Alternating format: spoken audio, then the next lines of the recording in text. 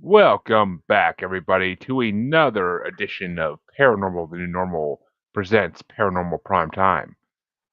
Malachi and myself are back once again to bring you two very special episodes of Supernatural this week. And, oof, season 3 does not disappoint. I swear to God, I don't think I've had one episode where I really didn't like it at all. I don't think it's had one fully bad episode yet. I'm probably jinxing us by saying that, but I know for a fact next week that's still going to be a true thing. So, yeah, it's Supernatural's going good this season. We'll see as it gets into go on if season 4 holds that, but we'll see. Malachi, how you doing this week? Doing pretty good. How about you? Tired, but that's life now. So I'm doing good. Besides that, but uh, well, folks, much to and folks, don't judge your TV screens. If Malachi looks a little green, it's just the envy of my episode this week. But I uh didn't have time to find my Christmas hat. I don't own a Christmas hat, dude. actually, that's what my fucking mom say. I think she has like a fucking leopard print one I could have fucking grabbed, but that would have been gay as shit, and your gay meter would have been like a 10. Oh, So, shit. I have a leopard Christmas print hat. I got 3 Krampus shirts sitting in my closet right now. I should have worn one of them. Fuck me. well, I think we'll save them for when that actually becomes a thing on the show. I think it does at some point, if I'm not mistaken. But well, it's your episode first as always. So let's jump in. Let's jump into your fun episode. Okay, so obviously we're on season 3, but we're episode 7, and it is titled Fresh Blood.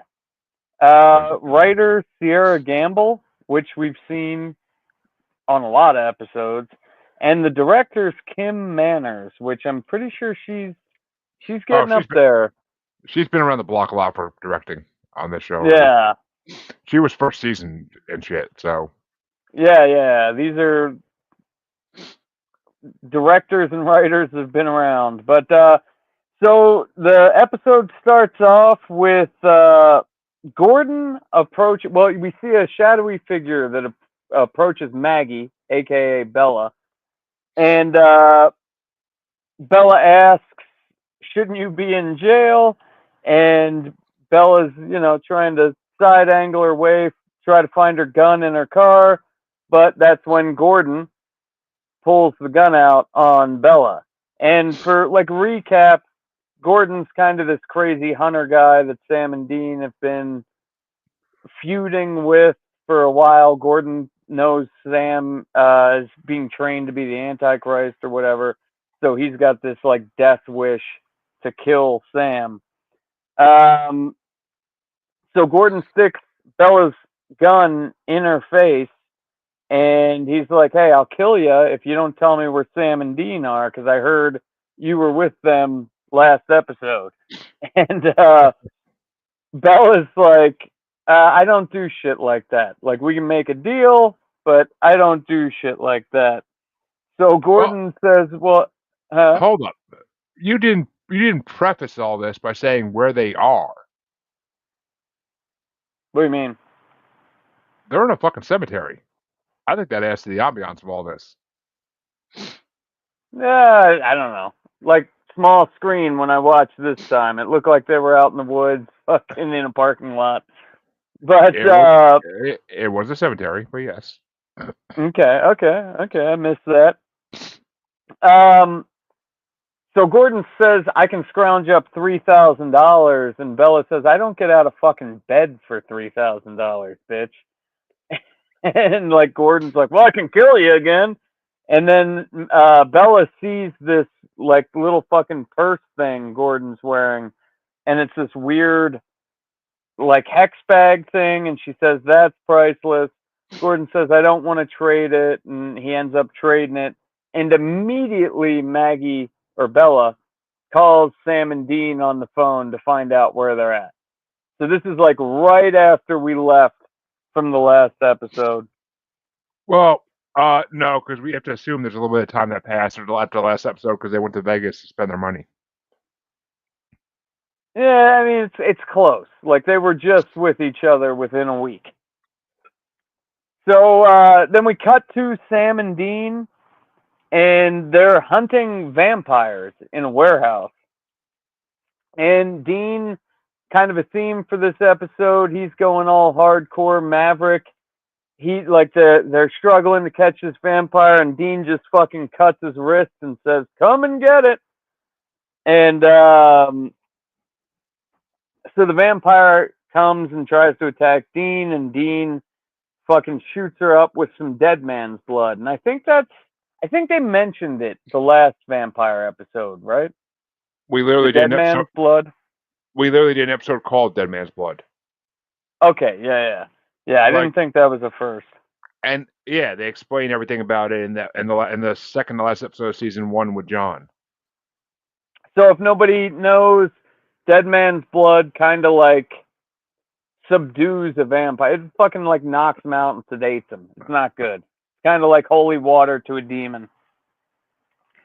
So they capture this vampire and they got her tied to a fucking chair. And when she wakes up, they're interrogating her, and they're going back and forth. And she thinks that she's just like high on drugs still. She thinks somebody gave her some drugs at a bar, and she hasn't come down yet.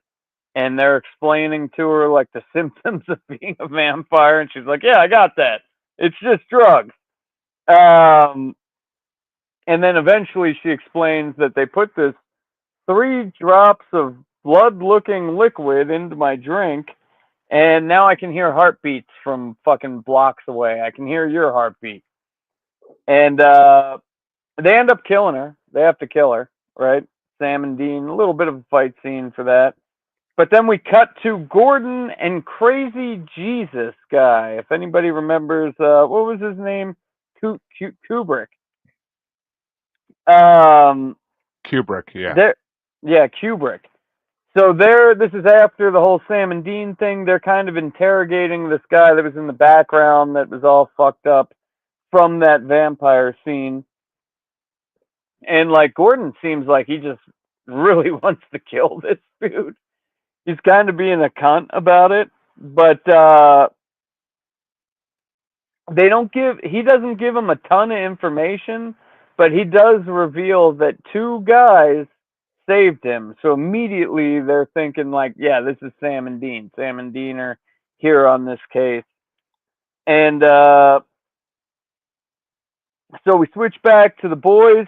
They're investigating the bar where this girl said that she was drugged, and they see some creepy dude taking a girl around the corner, and they're like, yeah, this is probably the fucking creep vampire trying to change people. And so it did turn out to be this fucking vampire dude who's trying to grow his clan, trying to give this girl blood, and they end up going into a fight scene. And as the fucking vampire is running away, Gordon and Kubrick turn the corner, and then they just start shooting on each other.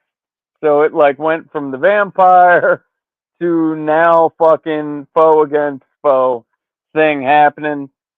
And then Gordon, all of a sudden, we see him get knocked out. Then we switch back to the motel, and Sam's waiting there. Dean finally shows up because he did this whole like, "Come catch me, Maverick" shit to try to No, get him off of Sam. no, he had it. He had a fucking name for it. What the hell? Oh my god, he had a name for it. It was hilarious. I forget what the hell. It was a good reference. Uh, Um, uh, Kit? Is it? Does it have? No, it doesn't have to do with Kit. It has. I know what you're talking about. it was I a good kept reference. thinking Maverick.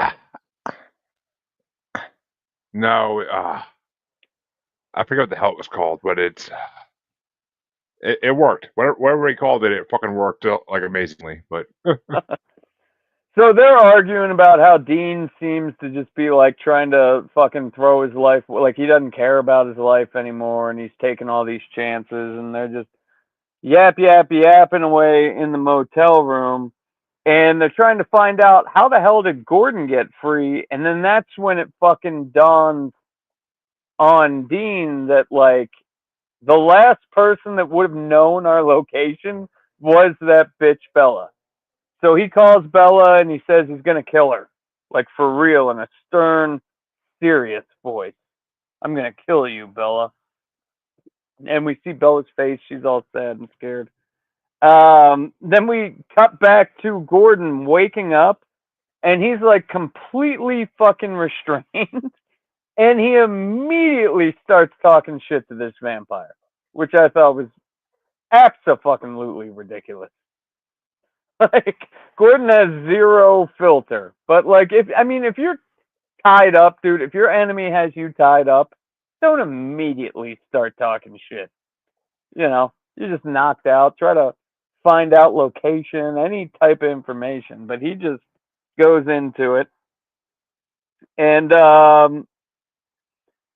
so, the vamp's like telling him the whole story. Like, I need to grow my family, so I'm drugging these girls with my blood to turn them into vampires, and I'm going to kill you, and they're going to eat you. And then he's like, hey, wait a minute.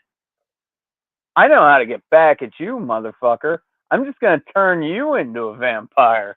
Well, So he fucking to preface it all, too, he tells Gordon that Gordon killed his daughter and the whole rest of his family. family. Yeah. So he ends up turning fucking Gordon into a vampire, like his worst nightmare, right? Because we found out that I think it was the first episode with Gordon where his sister was turned into a vampire, Yep. and he ended up killing his sister. So this is like Gordon's worst nightmare. So now we're back to the motel, and Dean and Sam are talking, and Dean's like, "Hey, we're gonna have to kill Gordon," and Sam agrees. Like normally, Sam's Mister, we got to save everybody. So there's like a little hint of like maybe he is turning into a demon. Like, why is he agreeing so quick? Shit, but that doesn't last that long. Then Bella calls, and she has Gordon's location, and she's trying to get back in the graces, doesn't want to hear another "I'm gonna kill you" phone call, and she got it from a spirit board or whatever the fuck Bella's doing. She's talking to ghosts and shit on the other side. So then we're back to the warehouse. A lot of cutscenes here, and Gordon is now a vampire, and he just fucking breaks his restraint. And he's escaping, and as he's escaping, he's up the fucking roof. He comes down, he sees some guy changing his tire, and all of a sudden the vampire urges kick in, and he eventually ends up in the back seat of this dude's car and fucking kills the dude and eats him.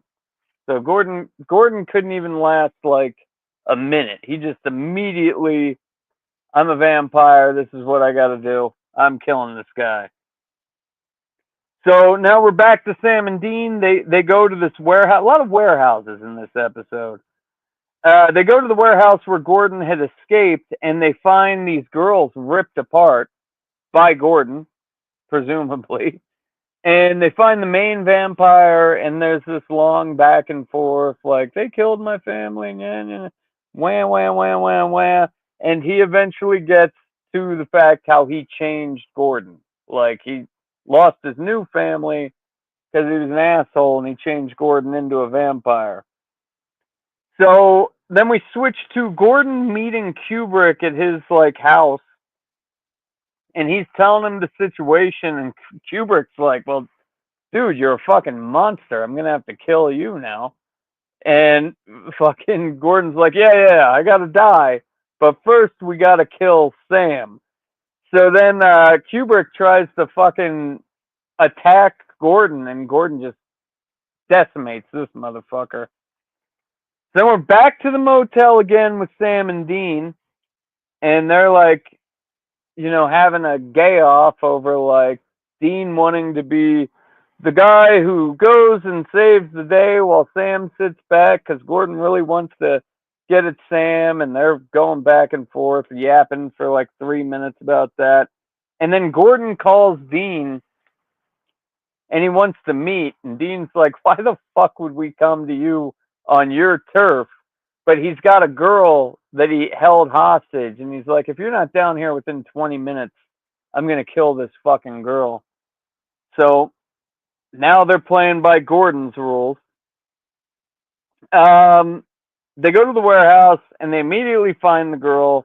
And then to everyone's surprise, Sam gets locked in a separate part of the warehouse and the lights go off.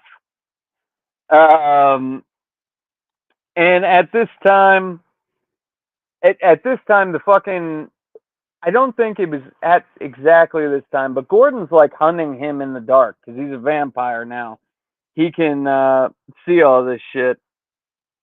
But we find out that the girl that Gordon tied up, he had actually changed too.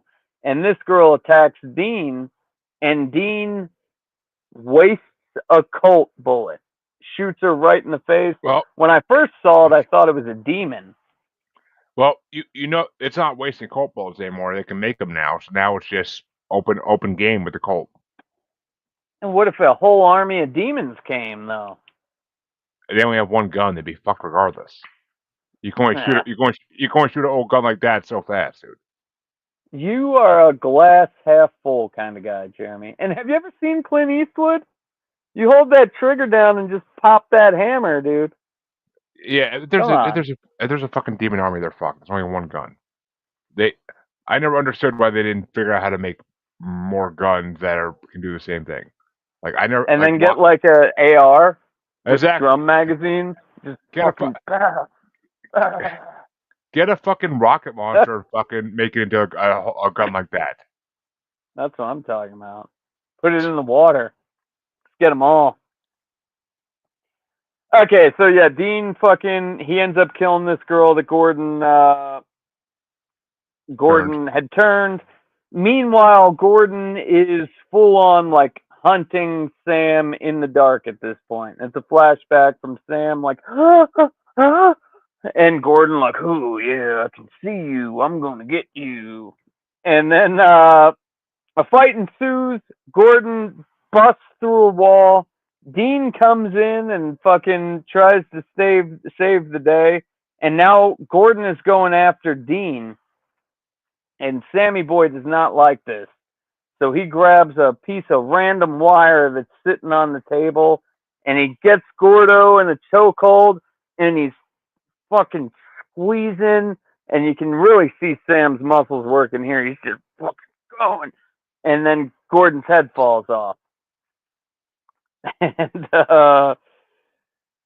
And then we go to the next day after we see Gordon like body sitting, his head on the floor. Yeah, But I was then gonna say they did a really good job design, like putting that together as headless body laying there. They did a good job on the design for that. they did a really good job of capturing Sam's fucking guns, dude. Oh, of course they did. So the next day, they're just like hanging out on the side of the road, and there was like all that yada yada yada shit I was talking about was like Sam saying, "I looked up to you, Dean. Blah, I don't want to see you go. Blah blah blah blah blah." So they're just talking, and then Dean all of a sudden gets this thought like, "I gotta teach Sam how to fix my baby." Since I'm going to hell. In 183 days, there was a sign I saw when I looked on that website, and Yep. it wasn't proven, but it's estimated that there's like 183 days left in Dean's life before his contract is fulfilled. Yep. And so Dean shows Sam where the carburetor is, and this is the headpan, and he did also ask Sam to pass him a box wrench, but he did not give a size. That kind of pissed me off. The end. Damn, you got through that episode fucking fast, dude. But Fast. In case interesting trivia, 20 in case minutes. you did interesting trivia, in case you didn't know it, uh, the woman who plays Lucy, the first girl that they interrogate and cut the head off of, um, she is from Buffy the Vampire Slayer, an angel as a vampire, and she also played Amanda Buckman in Adam's Family Values back in '93. Okay, that sounds super. I didn't watch that movie a whole hell of a lot, but that does sound super familiar. She's the little pain in the ass blonde girl who thinks she's better than everybody. That Wednesday totally rips on constantly. Have you ever watched? My son watches the Wednesday. I fucking love that show, dude. You would love it. Okay. It's basically like Hogwarts for cryptids. I'll check it out one of these days if I have time. You would and you would like the music choices in it. It's all '90s like punk shit. Okay. But What'd you rate it? yeah, I would honestly give this episode a 4.3. It was a good episode. I'm giving it a 3.0. I'm not a fan of. For the continuity, I liked it. Not a real big fan of the Twilight movies. It has nothing to do with dude. This is right before Twilight. Like, It's and vampires, though. Come on now. I love vampires, man, and Gordon getting killed definitely raised the rating on it a lot because I fucking hated that fucker. I love him as Randall Pearson on This Is Us, but I fucking hated him as Gordon. Sterling K. Brown gets a better role in This Is Us for 100% sure, but it's just fucking. He was a dick on this show, and I fucking hated him. That's crazy. I thought the next dude was the This Is Us guy. Gordon was the This Is Us guy. I thought like the future similar character. No. Sterling Brown plays Randall, and This Is Us. Okay. Yeah, he's a good actor. I will say there was a lot of bad acting in my episode. Yeah. Like the main vampire and all the girls that got to play vampires and Gordon. Like it was some pretty bad acting. Yeah, well, it is what it is, but Well, let's get to the good fucking episode. Well, folks, that's right. I actually had the mid-season finale for season 3 as my episode, and it was episode 8 of season 3, A Very Supernatural Christmas, written by Jeremy Carver, which we've heard that name before, and directed by J. Miller Tobin, which might be a new name. I don't think I've heard that name. I don't think I have either. But my episode starts off a year before the actual episode takes place in Seattle. A man's visiting his grandson at Christmas. He dresses as Santa after the kid goes to bed and starts putting presents from his sack. He knows his grandson's peeking from the stairs, but he wants to like make him believe it's Santa still. And he hears a noise in the roof, and he goes over to look at the fireplace. And as his grandson watches, he's yanked up the chimney, and his bloody boots fall all into the fireplace. Cue title scene. Christmas title scene. Yeah. So we go to the present day in Ypsilanti, Michigan, and Sam and Dean are dressed as FBI agents, and they're visiting a Mrs. Walsh whose husband is disappeared, and the only clue they find is a bloody tooth in the fireplace. And Sam finds out that he's the second guy in town to disappear, and he speculates they may be dealing with the evil Santa, as there's a lot of legends of such things, and he mentions Krampus.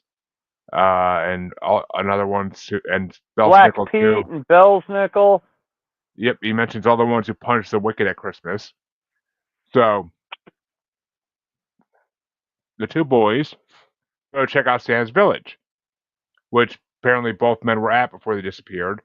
And Santa's village is a very ghetto ass amusement center that's supposed to be like a place where Santa lives. And as they're walking in, Dean says he'd like to celebrate Christmas, but Sam says he thinks it's stupid. And we see a flashback for the first time in a long time to the boy's childhood.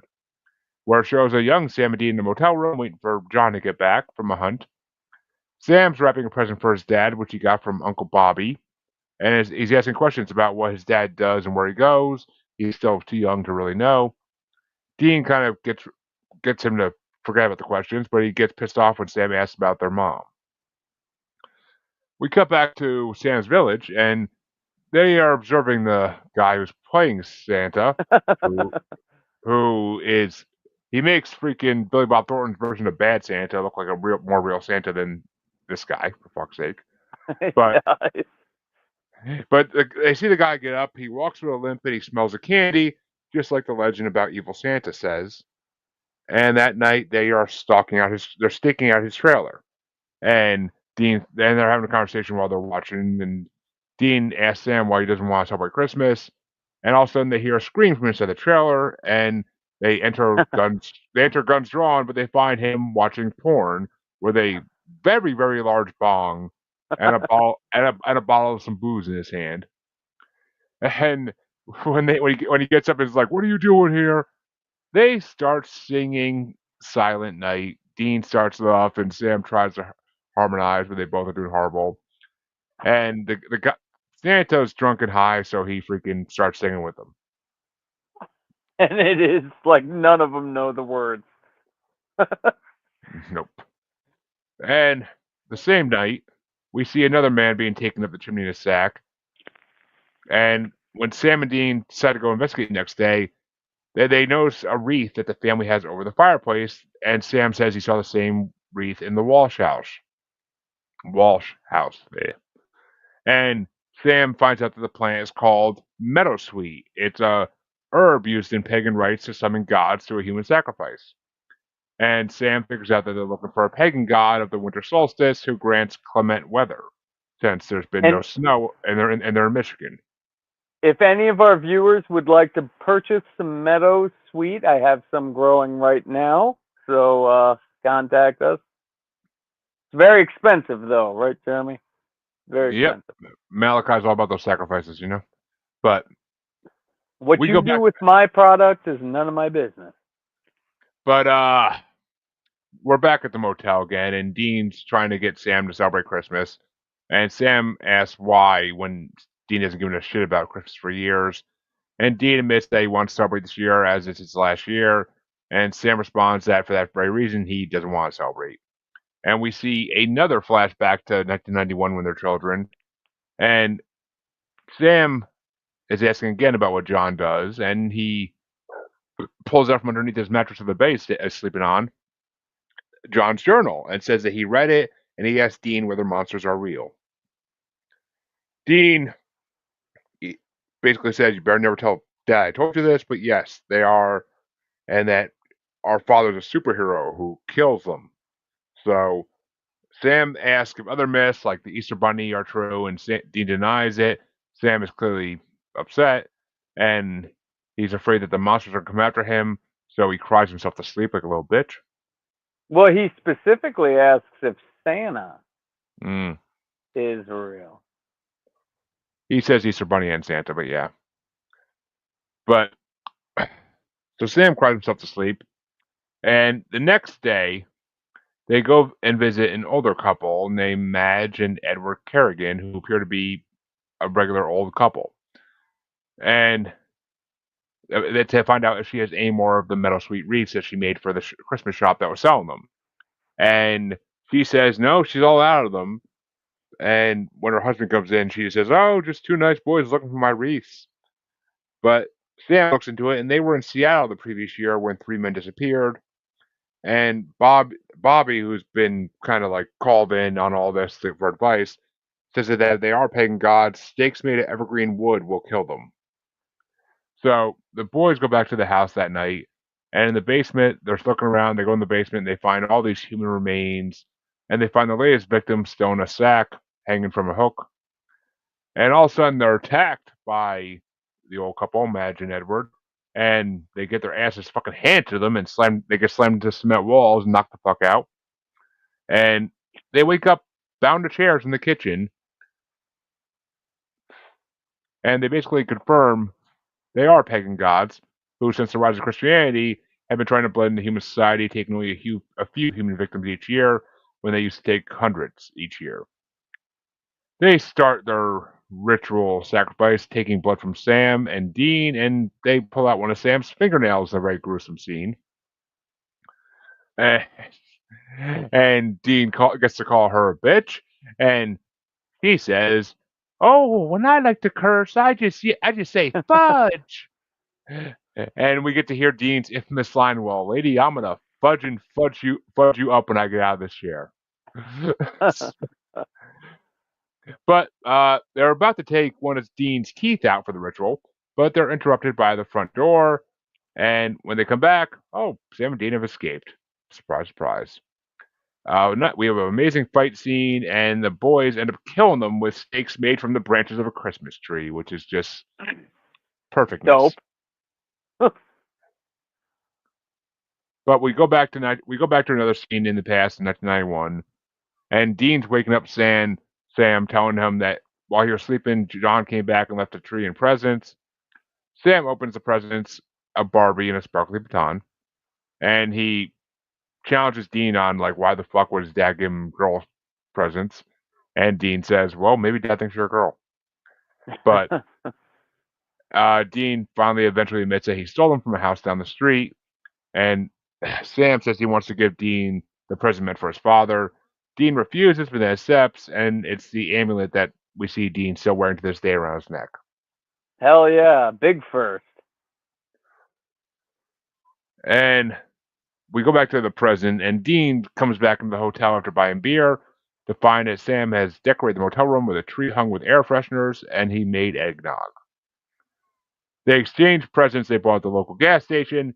Dean gives Sam some skin mags and shaving cream, and Sam gives Dean oil for the car and a candy bar, which Dean pleasantly refers to as fuel for my baby and me. But Sam starts to say something, but is starts getting emotional, and he's just like, "How about we watch the game on TV?" And Dean's like, "Yeah," and we end with them watching a football game. It's a very, it was a very fast episode, but it was a classic. It's a classic. That's It was fast. Yeah, it did seem fast. it's one of their only. I think it's one of their very few Christmas episodes they do actually. So, but it was a fun episode, and I there was a few. Uh, and there was a few funny jokes in it. One of the times Sam is researching, he tells Dean that the chimney monster is Dick Van Dyke. They pull a Mary Poppins reference, And Dean's and like, who? and if you didn't catch it, when they're kids, when Sam's wrapping presents in the hotel room, he's watching the Christmas special of The Year Without a Santa Claus. I didn't catch that. Yeah, and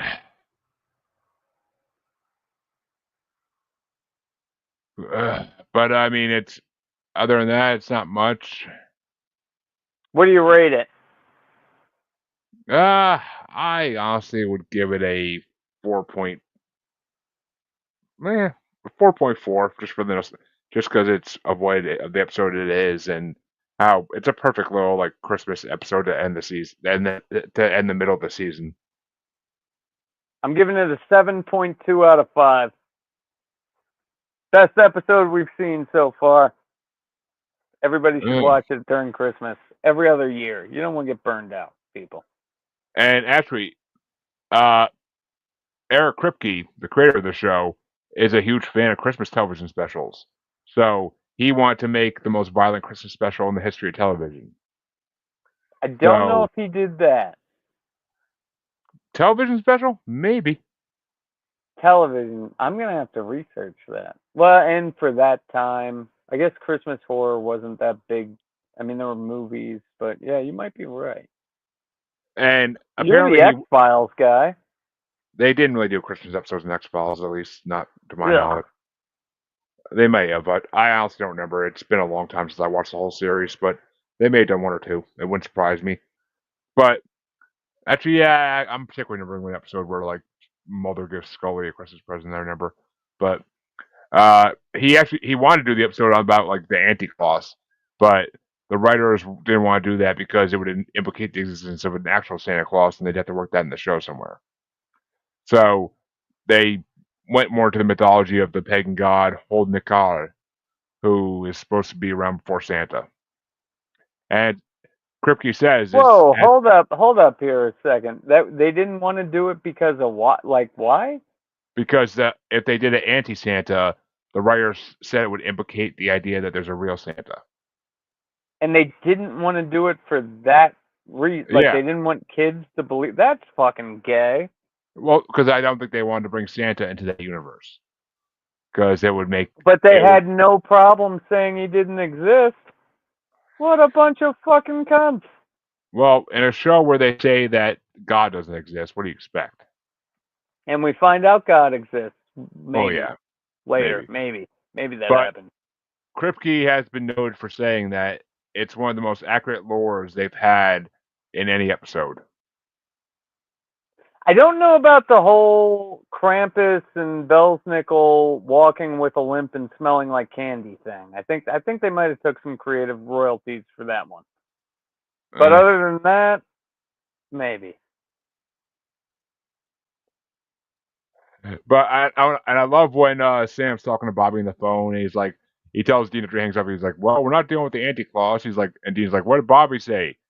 He said we're morons. Yeah, I fucking laugh my ass off at that. Even when Bobby's that on, was fun. even when Bobby's on an episode, he's fucking hilarious. But It was an well, all around good episode, dude. You had like the whole mystery who done it part, but then you got a lot of flashbacks and they managed to throw in like this Christmas themes. Dean doesn't have that much longer. I thought it was like as holiday episodes go, it was a pretty fucking good holiday episode if you watch Supernatural. I thought it was a good episode regardless. I mean, and it was a good monster of the week. It was a good monster of the week episode to end the mid Mhm. season finale and the mid season. So, and well, folks, we'll be back next week with two more pretty good episodes. I at least know that Malachi has a good episode that takes place very close to where I live. Okay. So we are But going to send you off by singing Silent Night. we're not in taking off YouTube. Shut your Holy mouth. night. Oh. Okay. Christmas is coming though. We gotta do something special for Halloween and Christmas. Malachi, shut your fudging mouth before we get fucking taken off YouTube. I know it was pretty close. Might get some uh, copyright there. yeah, we'll see. We'll see you next week, folks. Take it easy, everybody. Merry night.